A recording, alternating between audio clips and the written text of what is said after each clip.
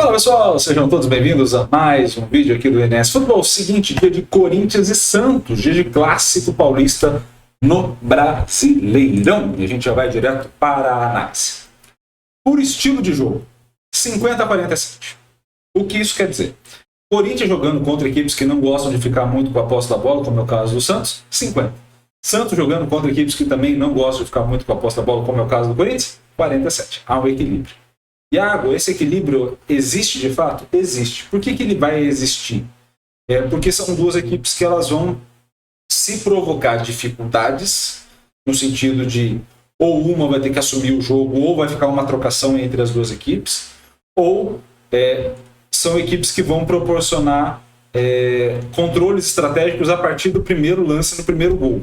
Então, assim, um faz o gol, domina a estratégia porque pode recuar e ficar mais confortável dentro da própria estratégia, tá? Então o Corinthians faz o primeiro, pode recuar, o Santos faz o primeiro, pode recuar, e aí fica mais dentro da estratégia, por isso que é um pouco mais equilibrado nesse sentido.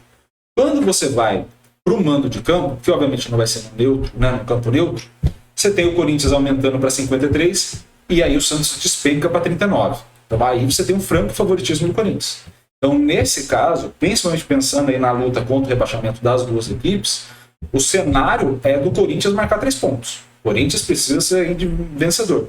Um empate para a equipe do Santos é um ponto que não está na conta. E isso pode favorecer, isso pode ser decisivo para essa saída do Santos de uma possível zona do rebaixamento, tá? Então, esse cenário que está aí é muito importante para o Corinthians consolidar e para o Santos buscar algum pontinho pelo menos, tá?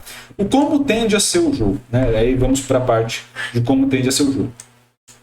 Corinthians com mais posse e maior progressão, tá? Velocidade de recuperação e empate nos dois casos, então você não tem duas equipes que pressionam, são duas equipes que marcam bloco baixo.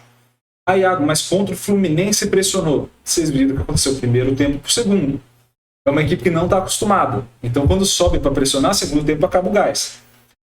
Não acredito que vá ser assim, e também, mesmo que for assim, contra o Santos não acredito que terá o mesmo resultado do Fluminense, né? No sentido de a equipe adversária poder subir tanta marcação. Mas de ponto de partida ao longo do jogo, o Corinthians não tende a conseguir fazer 90 minutos de marcação-pressão, tá? E aí você passa a ter mais posse de bola, mais passes realizados, maior progressão, mais uma dificuldade, principalmente na parte ofensiva, em criar finalizações. A dificuldade é maior do Santos, mas o Corinthians também tem, e de converter para gol, tá? Aí as duas equipes têm, o Santos tem mais dificuldades do que o Corinthians, basicamente é isso, tá? Quando você cai para a defesa, ou seja, o adversário vai finalizar contra você, quem bloqueia melhor? Quem bloqueia melhor é o Corinthians.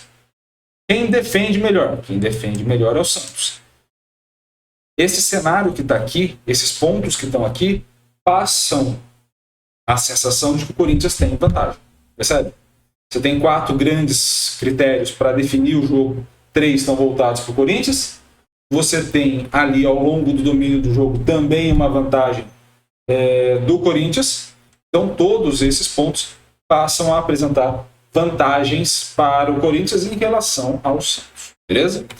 Vamos também observar como que o estilo de jogo do adversário influencia diretamente nessa organização que a gente está vendo. O porquê que o Corinthians aumenta jogando em casa, mas também não é uma diferença tão grande, porque o Santos despenca de um lado para o outro. Então, se a gente observar esse cenário que está aí, vocês vão ver em azul o Corinthians jogando contra equipes parecidas com o Santos e em laranja o Corinthians jogando como mandante da competição, tá? O que acontece com o Corinthians jogando contra equipes parecidas com o Santos? O que muda do que a gente já falou até agora? O Corinthians fica com mais posse, progride mais, pressiona um pouco mais. Isso é bom ou ruim? Para uma equipe que não gosta de ficar com a posse da bola, ter que fazer isso é ruim. Por quê? Porque você tem que resolver o problema que você não está acostumado. Então, você finaliza menos vezes a gol, você toca mais a bola, não encontra espaço. Quando finaliza, não finaliza tão bem. E quando finaliza certo, finaliza em menor quantidade. Converte mesmo tanto? Converte. Mas a conversão é baixa, já era baixa no começo. Então, assim, é por tentativa e erro. Se eu não tenho grandes caras que vão converter em gol, é por tentativa e erro. E por tentativa e erro, eu preciso fazer mais vezes, não menos vezes, a finalização. Na hora de defender, se eu estou subindo mais as linhas, eu tenho menos jogadores atrás da linha da bola no contra-ataque, e aí acabo tendo menor nível de bloqueio e menor nível de defesa, porque o adversário vai chutar sem muita proteção. Percebe como as coisas vão se organizando ao longo do jogo? E é nesses pontos que a gente vai se pautar. Quando a gente vai para o Santos, acontece o inverso. O Santos jogando contra equipes parecidas com o Corinthians em azul, em laranja a gente tem o Santos jogando fora de casa. Percebe como a linha em laranja foi engolida pela linha em azul? O que isso quer dizer? Eu tenho um potencial de equipe, mas jogando fora de casa ela murcha. Ela murchando, você consegue menos vantagens, menos possibilidades de ação ali dentro do jogo, tá? E de reversão de placar automaticamente. O que a gente pode imaginar? Um primeiro gol do Santos aumenta a chance de vitória do Santos e aumenta a chance de empate. Ah, Iago, mas você não vai falar que aumenta a chance de empate mais do que de vitória? Não, acho que é na mesma proporção. Porque o Corinthians tem muita dificuldade em produzir gol, tá?